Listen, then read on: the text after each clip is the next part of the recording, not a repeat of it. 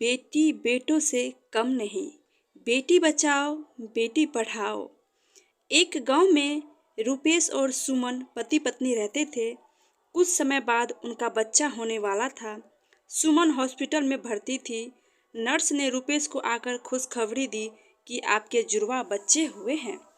रुपेश ने कहा कि 2 लड़के, लेकिन नर्स ने कहा कि 1 लड़का 1 लड़की।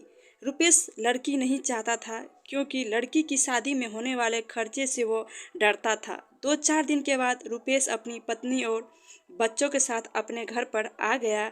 वह ज़्यादातर लड़के को ही खिलाता था। सुमन को यह बात पसंद नहीं थी। एक दिन रुपेश अपनी पत्नी से बोला कि हम 2-2 बच्चों का खर्चा नहीं उठा सकते, हमारी आर्थिक स्थिति अच्छी नहीं है।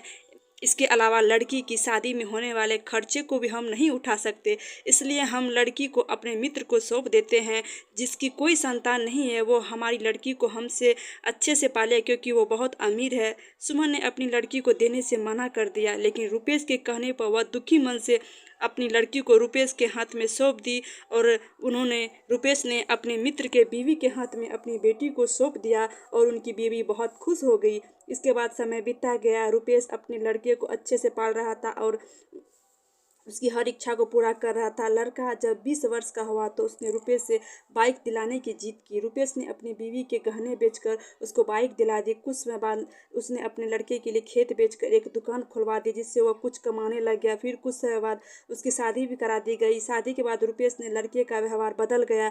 वह अपने माता पिता से बोला, आप मेरे ससुराल वालों को ताना मत मारा करो। रोज रोज वह किसी बात पर अपने माँ बाप से झगड़ा करता था। एक दिन उसने रुपेश और सुमन दोनों को उन्हीं घर से वापस निकाल दिया।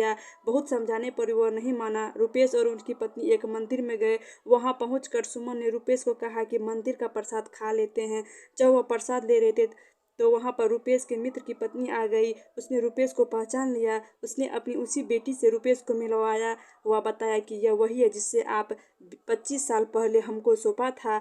आज यह एक डॉक्टर है और वृद्धाश्रम भी चलाती है। रुपेश और सुमन अपनी बेटी से मिलकर बहुत खुश हुए और उनने अपनी सारी बात अपनी बेटी को बतलाई। इसके बाद वह बोली कि आप दोनों मेरे साथ ही रहेंगे। सीख, इस कहानी से हमें यही सीख मिलती है कि हमें कभी भी लड़के लड़कियों में भेदभाव नहीं करना चाहिए। मेरा आपसे नम्र निवेदन है कि बेटा और बेटी एक समान है, तो प्लीज़ आप दोनों को समान मात्रा में प्यार दें और अपने पास रखें।